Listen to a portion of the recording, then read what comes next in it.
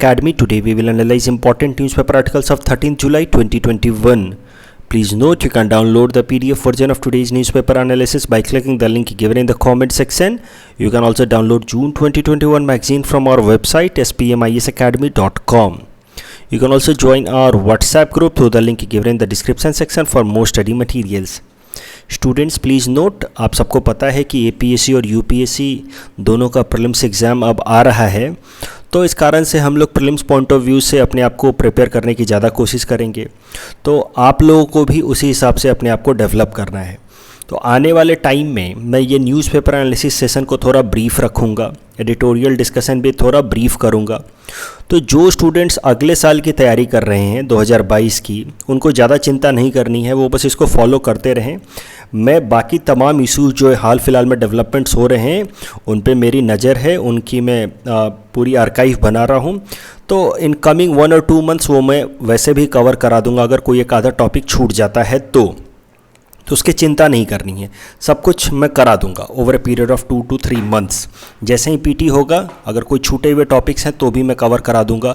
फिर भी अगर आप अगले साल की तैयारी कर रहे हैं और अगर आपको लगता है कि कोई एक इम्पॉर्टेंट टॉपिक है जो आप अभी करना चाहते हैं, तो कॉमेंट सेक्शन में लिख करके बता दीजिए, अगले दिन के न्यूज़पेपर एनालिसिस में मैं उसको कवर कर दूँगा। चलिए आज का टॉपिक लेते हैं। This is the list of the topics that we will be covering from today's newspaper. The first article is taken from editorial segment.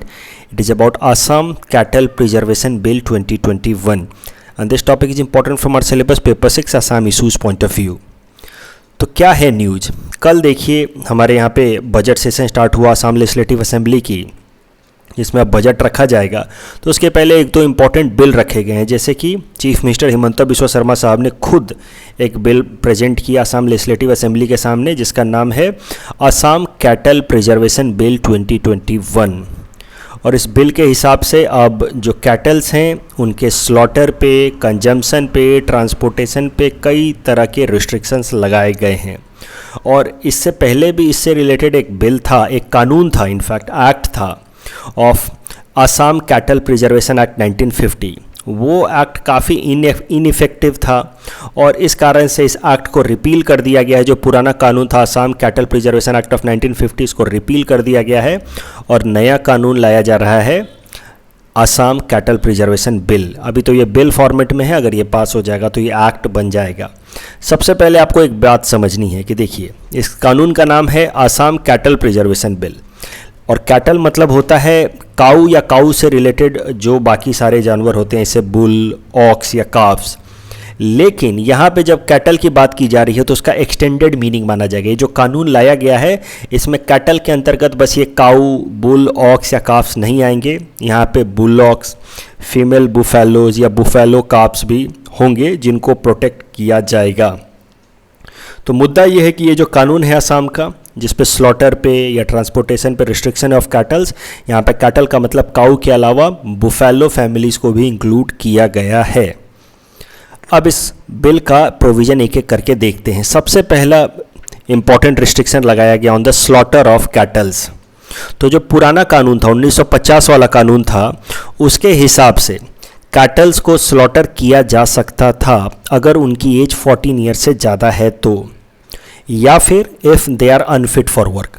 14 साल से ज़्यादा है तो उनको स्लॉटर किया जा सकता है, या अगर 14 साल से कम है और वो काम के लिए अनफिट है किसी भी कारण से, या तो एक्सीडेंटल रीजन से या किसी डिजीज कारण से, तो फिर उनको स्लॉटर किया जा सकता था। Only after a certification, fit for slaughter certification that will be issued by local veterinary officer. तो ये पहले का नियम था कि 14 साल से ज़्यादा उम्र के कैटल्स को स्लॉटर किया जा सकता है after a proper certification, fit for slaughter certification by a local veterinary officer. लेकिन अब नया कानून ध्यान से समझिए, अभी भी स्लॉटर किया जाएगा 14 साल से ज़्यादा उम्र के कैटल्स को, except cow. Under the new law the same approval certificate for all cattle is required. However, it adds that a cow cannot be slaughtered regardless of age. चाहे गाय की जो भी उम्र हो उसको स्लॉटर नहीं किया जा सकता। तो ये एक इम्पॉर्टेंट चेंज है कि now cow can not be slaughtered. दूसरा उनके ट्रांसपोर्टेशन को लेकर के कैटल्स के प्रोविजन है। Section 7 of the bill says कि transportation of the cattles without valid permit will be banned. तो बहुत बार होता क्या है कि कैटल्स को एक जगह से, एक स्टेट से ले जाकर के दूसरे स्टेट में बेच दिया जाता है स्लॉटर हाउस में, और फिर वहाँ पे उनका स्लॉटरिंग की जाती है। तो उस पर भी रिस्ट्रिक्शन लगाया गया है कि आप बिना वैलिड परमिट के ट्रांसपोर्ट नहीं कर पाएंगे। और दिक्कतें क्या होती हैं, अगर ट्रांसपोर्टेशन के लिए करे कानून ना हो तो बहुत सारे स्मगलिंग के, कैटल स्मगलिंग के भी केसेस निकल के आते हैं, जब बांग्लादेश से लोग आकर के, स्मगलर्स आकर के आसाम के कैटल्स को चुरा करके वापस बांग्लादेश चले जाते हैं। तो ये जो सेक्शन 7 है, transportation of cattle without valid permit will not be allowed, ये इन सब चीज़ों को रोकने में मदद करेगा कि दूसरे स्टेट्स में ले जाकर के स्लॉटर हाउस में बेचाएं, ऐसा नहीं हो सकता। उसके अलावा बांग्लादेश के जो स्मगलर्स हैं वो भी अब स्मगलिंग नहीं कर पाएंगे। उसके अलावा देखिए, no permission is required to transport cattle for grazing और अदर एग्रीकल्चरल और animal husbandry purpose within a district. तो बहुत बार ऐसा होता है कि लोग ट्रकों वगैरह में रख करके उनको लोकल डिस्ट्रिक्ट एनिमल मार्केट में ले जाते हैं बेचने के लिए, खरीदने के लिए, या फिर कहीं दूर दवाखाने ले जाते हैं एनिमल हस्बेंड्री पर्पसेस के लिए। तो उन सब चीज़ों के लिए अलाउड है कैटल का मूवमेंट, और उसके लिए कोई परमिट की ज़रूरत नहीं है। लेकिन बस विद इन अ डिस्ट्रिक्ट, अगर किसी भी कारण से किसी कैटल को इंटर डिस्ट्रिक्ट मूवमेंट कराना है तो फिर डॉक्यूमेंट्स चाहिए, परमिट चाहिए। उसके अलावा जो सबसे कंट्रोवर्शियल प्रोविज़न कहा जा रहा है वो है सेल ऑफ बीफ। इसमें कहा गया है कि there will be no permission to sell beef in areas which are predominantly inhabited by Hindu, Jain, Sikhs and other non-beef eating communities or within 5 kilometer radius of temples, satras or any other Hindu religious institutions। तो जहाँ पे भी predominantly non-beef eating communities रहती हैं वहाँ पे beef cell नहीं किया जा सकता।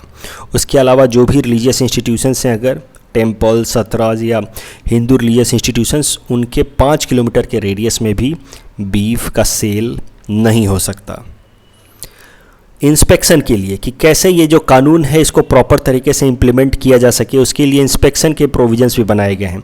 तो सब इंस्पेक्टर रैंक या उससे ऊपर का जो ऑफिसर होगा उसके पास अथॉरिटी होगी कि वो किसी भी एरिया में जा कर के इंस्पेक्ट कर सके कि ये जो प्रोविजंस हैं वो फॉलो हो रहे हैं कि नहीं हो रहे हैं। ऐसा तो नहीं कि किसी रिलीजियस इंस्टीट्यूशंस के आसपास में बीफ बेचा जा रहा है या कंज्यूम किया जा रहा है। ऐसा तो नहीं कि किसी predominantly non beef eating communities वाले एरिया में बीफ बेचा जा रहा है या ख़रीदा जा रहा है या कंज्यूम किया जा रहा है। तो इसके लिए पावर दिया गया है एसआई रैंक या उससे ऊपर के ऑफिसर्स को। और पनिशमेंट क्या है इस बिल के हिसाब से, अगर जो भी इस प्रोविजंस को वायलेट करता है तो 3 साल तक की जेल हो सकती है, और उसको बढ़ा करके 8 साल तक किया जा सकता है। अगर अग्रेवेटेड क्राइम हो तो 8 साल तक की जेल हो सकती है, मैक्सिमम, मिनिमम 3 साल। फाइन हो सकता है 3 लाख का और मैक्सिमम लिमिट 5 लाख का। हो सकता है कि जेल भी हो जाए और फाइन हो जाए, दोनों हो जाए। तो मिनिमम 3 साल की जेल और 3 लाख का फाइन, मैक्सिमम 8 साल की जेल और 5 लाख का फाइन। और जो रिपीटेड ऑफेंडर होगा कि मान लो एक बार वो पकड़ा गया, उसके ऊपर फाइन लगा दिया गया, छोड़ दिया गया 3 लाख का, और दोबारा अगर पकड़ा गया तो पनिशमेंट डबल कर दिया जाएगा। तो अगर मान लो 8 साल का जेल काट करके कोई आता है और दोबारा अगर वो ये ऑफेंस करता हुआ पाया जाता तो इस बार उसको 16 साल के लिए अंदर भेजा जाएगा। इस बिल के लिए प्रॉपर जस्टिफिकेशन भी दिया हेमंत बिश्व शर्मा साहब ने।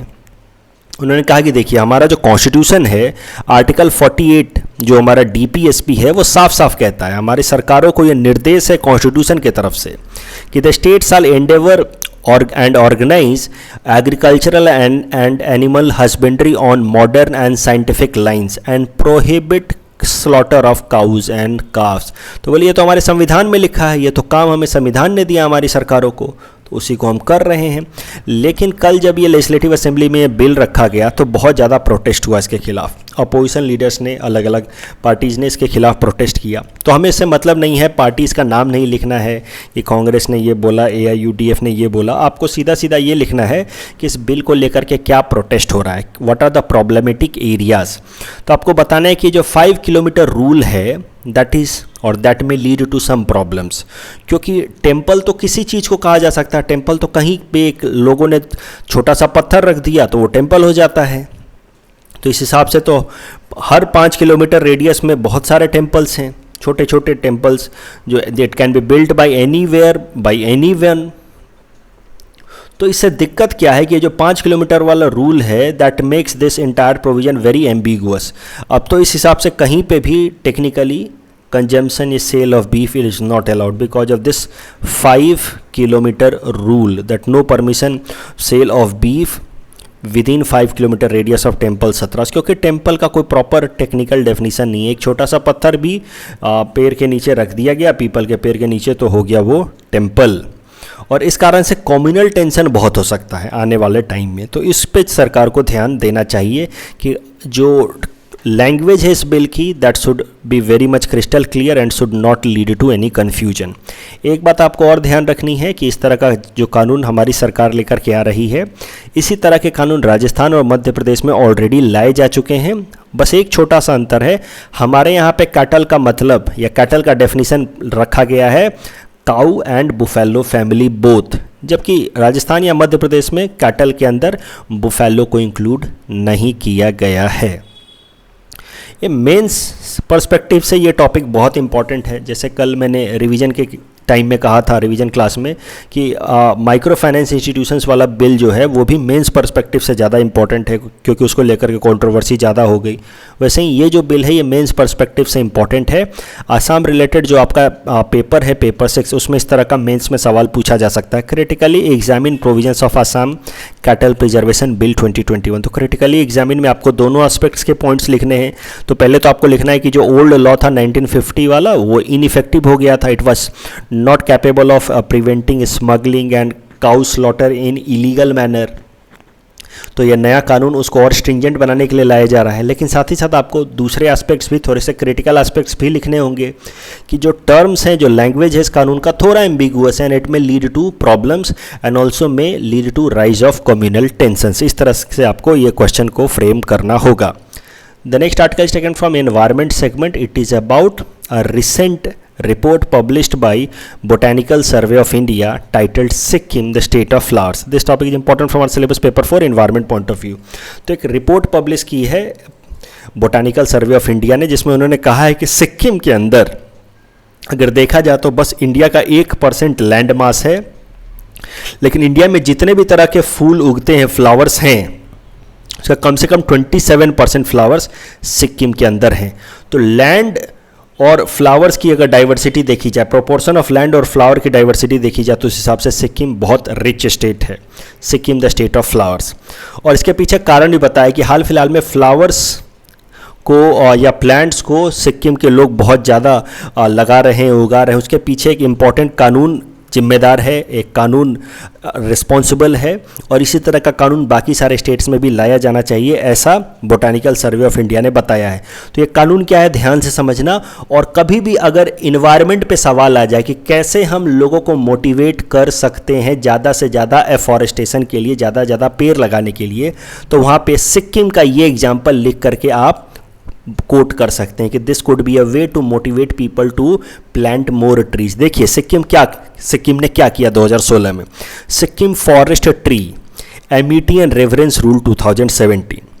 इस रूल के हिसाब से हर एक इंसान अपने प्राइवेट लैंड पे या किसी पब्लिक प्रॉपर्टी या पब्लिक लैंड पे जो खाली है, ऑफ कोर्स, अपने प्राइवेट लैंड पे या पब्लिक लैंड पे जाकर के एक पेड़ लगा सकता है और बोल सकता है कि ये मेरा चाइल्ड है, ये मेरा बच्चा है, या मेरा ये भाई है, या मेरा ये बहन है। और मतलब one can establish A personal relationship with the tree, और उसके बाद वन हैज़ टू कमिट कि ही और she will take care of that tree. So that is known as Mitni relationship in Sikkim.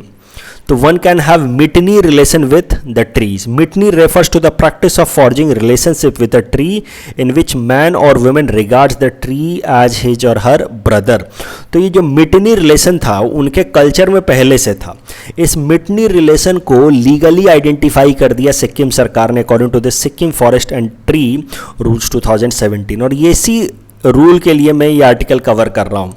तो अब कभी भी सवाल आ जाए कि how to encourage people to plant more trees, you can say that a law similar to Sikkim, a mutiny law similar to Sikkim could be implemented across India, where people can or should be encouraged to plant trees in their private or even at a public land and establish a kind of direct relationship with the plant and commit to take care of the plant for lifetime. तो मिटनी relationship याद रखना forestation के लिए लोगों को encourage करने का example या में काम आएगा सिक्किम के अंदर. अगर फ्लावर्स की बात आई है तो देखो ये रिपोर्ट में तो बोला गया कि 1% लैंड है लेकिन 27% तक फ्लावर्स सिक्किम के अंदर मिलते हैं. लेकिन फिर भी इस बात का ध्यान रखना कि सिक्किम वो स्टेट नहीं है जहाँ पे सबसे ज़्यादा इंडेमिक फ्लावर्स मिलते हैं. सबसे ज़्यादा एंडेमिक फ्लावर्स मिलते हैं तमिलनाडु में. तो इसके लिए भी एक रिपोर्ट पब्लिश किया है बोटानिकल सर्वे ऑफ इंडिया ने. नाम है endemic vascular plants of India. Endemic मतलब जो बस इंडिया में मिलते हैं. Endemic vascular plants of India, वैसे प्लांट्स जो बस इंडिया में मिलते हैं. तो पूरे दुनिया भर में जो फ्लावर्स मिलते हैं उसके कम से कम 25% ऐसे फ्लावर्स हैं जो बस इंडिया में मिलते हैं और कहीं नहीं मिलते. तो there are about 25% flowers that are endemic to India. और उसमें भी सबसे ज़्यादा इंडेमिक फ्लावर्स हैं तमिलनाडु के अंदर. उनकी टोटल स्पीसीज के नंबर है 410, followed by Kerala and Maharashtra. तो ध्यान से समझिए, सिक्किम के अंदर ठीक है बहुत सारे फ्लावर्स हैं अलग अलग तरीके के, लेकिन अगर इंडेमिक की बात की जाए मतलब वो फ्लावर्स जो बस इंडिया में मिलते हैं तो उसमें सबसे आगे है तमिलनाडु, फिर केरला एंड देन महाराष्ट्र. और इसके लिए रिपोर्ट पब्लिश की थी बोटानिकल सर्वे ऑफ इंडिया ने, endemic vascular plants of India. तो इस रिपोर्ट के बेसिस पे ये प्रैक्टिस क्वेश्चन हमने आपको दे रखा है. Please attempt this question and you can submit the answer in the comment section. The next article is taken from environment section again. It is about giant pandas and red pandas and this topic is important from our syllabus paper for environment point of view. तो देखिए current news क्या है. China के environment ministry ने giant पांडा का status degrade करके endangered से vulnerable कर दिया है. तो ध्यान से समझिए कि चाइना अपना एक स्टैंडर्ड मेंटेन करता है, अलग अलग स्पीसीज़ को कैटेगराइज करता है, क्रिटिकली इंडेंजर्ड, वल्नरेबल. तो अब चाइना ने अपने स्टैंडर्ड्स के हिसाब से इस जायंट पांडा को डिग्रेड किया इंडेंजर्ड से वल्नरेबल. तो आप बोलेंगे कि सर ये क्यों पढ़ा रहे हो, ये तो IUCN भी नहीं है, IUCN स्टैंडर्ड पढ़ाओ. अब चाइना ने क्या किया वो क्यों पढ़ा रहे हो कि चाइना ने अपने यहाँ पे इंडेंजर्ड से वल्नरेबल में डिग्रेड कर दिया है. तो इसको इसलिए मैं पढ़ा रहा हूँ क्योंकि IUCN का जो स्टैंडर्ड है मोर और लेस वही स्टैंडर्ड फॉलो करता है चाइना.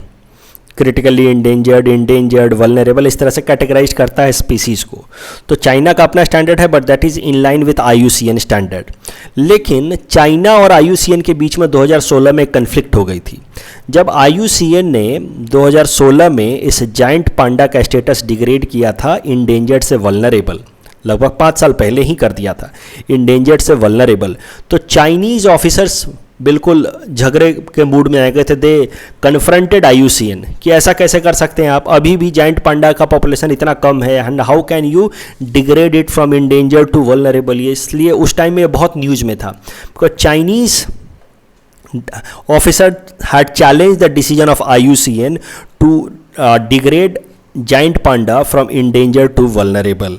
तो इसको लेकर के काफ़ी कंट्रोवर्सी हुई थी 5 साल पहले और चाइना ने अपने स्टैंडर्ड में इस जायंट पांडा को इंडेंजर्ड ही रखा क्योंकि चाइना ऑफिसर्स को ऐसा लगता था कि अगर इसको वल्नरेबल कर दिया तो लोगों को लगेगा कि अच्छा इनकी पॉपुलेशन तो बढ़ रही है, फिर इनको मारना शुरू कर सकते हैं और फिर से इनका जो पॉपुलेशन है वो खतरे में आ सकता है. तो उस टाइम में इन 2016 China did not change the status of giant Panda saying that this could mislead people into believing that the conservation efforts could be relaxed. लेकिन अब न्यूज़ यही है कि अब चाइनीज़ ऑफिसर्स को भी लगता है कि हाँ जायंट पांडा की पॉपुलेशन अच्छी खासी हो गई है and now they could be degraded from endangered to vulnerable. Now there are about 1800 giant pandas living in the world and that is why now China also has degraded it from endangered to vulnerable. तो ये 2016 में भी news में था. उस time में भी सब लोग रट के गए थे पीटी से पहले कि giant Panda is vulnerable in IUCN, giant Panda is vulnerable in IUCN. इस बार भी ये फिर न्यूज़ में है क्योंकि इस बार चाइनीज़ ने डिग्रेड किया है लेकिन ये फिर से न्यूज़ में आ गया. तो हो सकता है कि आपसे जायंट पांडा से रिलेटेड सवाल पूछ लिया जाए. तो एक तो ध्यान रखना है कि giant Panda has now is vulnerable in IUCN red data book. उसके अलावा जायंट पांडा के बारे में कुछ और इन्फॉर्मेशन देख लेते हैं. देखो giant Panda is mainly found in south central China. तो साउथ सेंट्रल चाइना में पाए जाते हैं. कैसा ये दिखते हैं ये तो आपको पता ही है, आपने तो कुंग-फू पांडा मूवी देखी ही होगी. तो ये वाइट कलर का होता है, इसमें अलग अलग ब्लैक पैचेज होते हैं बैक साइड में.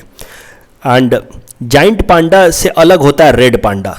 ये भी पांडा है लेकिन ये रेड कलर का होता है, जबकि ये जो वाइट एंड ब्लैक वाला पांडा होता है ये होता है giant panda. And the giant and red pandas are folivores. Folivores मतलब ज़्यादातर they depend on eating leaves, तो लीव्स खाते हैं, लेकिन उसके अलावा थोड़े बहुत इंसेक्ट्स, एंड्स, इनको भी खा सकते हैं. मरे हुए जानवरों का भी मीट वगैरह थोड़ा बहुत खा लेते हैं. They are folivores plus carnivores also. छोटे मोटे जानवरों का, रोडेंट्स का ये लोग मीट भी खा लेते हैं. Giant panda and red panda.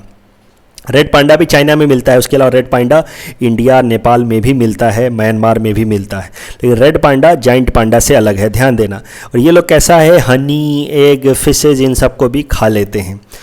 Giant panda is vulnerable now, लेकिन ये जो रेड पांडा है इट इज़ इंडेंजर्ड. यहाँ पर रेड होगा, मैं इसको ठीक कर दूंगा नोट्स में. तो ये जो रेड पांडा है it is endangered in IUCN red data book. Red panda, देखिए जाइंट पांडा तो सिर्फ चाइना में मिल रहा है, मैंने आपको बताया जाइंट पांडा तो सिर्फ चाइना में मिल रहा है. ये जो रेड पांडा है ये थोड़ा नेपाल में, भूटान में, इंडिया के अरुणाचल प्रदेश में और म्यांमार में और चाइना में मिलता है ये रेड पांडा. इस टॉपिक के बेसिस पे ये प्रैक्टिस क्वेश्चन हमने आपको दे रखा है. Please attempt this question and you can submit the answer in the comment section. The next article is taken from Assam segment. It is about an independent department to be created in Assam. This topic is important from our syllabus paper 6 Assam issues point of view. तो क्या है news, Assam cabinet ने फैसला लिया है कि हमारे यहाँ के जो लोकल ट्राइब्स हैं उनके फेथ को, कल्चर को, ट्रेडिशन को प्रोटेक्ट करने के लिए एक सेपरेट डिपार्टमेंट बनाया जाएगा जिसका नाम होगा department of indigenous faith and culture. तो हमारे मुख्यमंत्री जी ने कहा है कि our tribes and communities have their own sets of beliefs, customs and practices, and the newly created Department of Indigenous Faith and Culture will aim to preserve these practices. तो जो भी हमारे यहाँ के जैसे कार्बीज हैं, बोडोज हैं, उनकी जो भी कल्चर है, ट्रेडिशंस हैं, उनको प्रिजर्व करके रखने के लिए एक सेपरेट डिपार्टमेंट बना दिया गया है जिसका नाम होगा department of indigenous faith and culture. In our segment, most probable prelims topics for upcoming UPSC, today we'll cover topic number 426 to 430. Topic number 426 is about Vikramshila Dolphin Sanctuary. So Vikramshila Dolphin Sanctuary is in Bhagalpur district of Bihar. It was established under Wildlife Protection Act 1972. It was in news recently because Bihar is holding a bird festival for the first time as a part of its initiative to save migratory birds that arrive in the state in large number every year. Please attempt this question based on this particular topic. Topic number 427 is about important reports. So Global Financial Development Report is published by World Bank. Global Financial Stability Report is released by IMF. Global Financial System Report is published by BIS, Bank of International Settlements. Global Information Technology Report is released by World Economic Forum. UPSC aspirants might be getting frustrated also with me कि sir कितना report रटाओगे, लेकिन आप पिछले 4-5 सालों का question paper उठा के देख लो पीटी का, 1 या 2 सवाल रिपोर्ट पे ज़रूर आते हैं, इसलिए रटना ही पड़ेगा. There is no other way out, so please mug it up. और इसके बेसिस पे ये सवाल अटेम्प्ट कीजिए and you can submit the answer in the comment section. Topic number 428 is about Indian pharmaceutical sector. India is the largest producer of generic drugs globally. And Indian pharmaceutical supplies about 50% of global demands for various vaccines. Presently, 80% of antiretroviral drugs used globally to combat AIDS are supplied by Indian pharmaceutical firms. Please attempt this question based on topic number 428. Topic number 429 is about National Social Security Board, and in the Indian economy is characterized by existence of vast majority of informal or organized sector employment. ये तो आपको पता है 80 to 90% तक लोग जो हैं वो इनफॉर्मल और अनऑर्गेनाइज सेक्टर में लगे हुए हैं. National social security board has been constituted as per the provisions of unorganised workers social security act 2008. It has been constituted for recommending formulation of social security schemes by government for unorganized workers. Please attempt this question based on topic number 429. Topic number 430 is about UN Sanitation and Hygiene Fund. It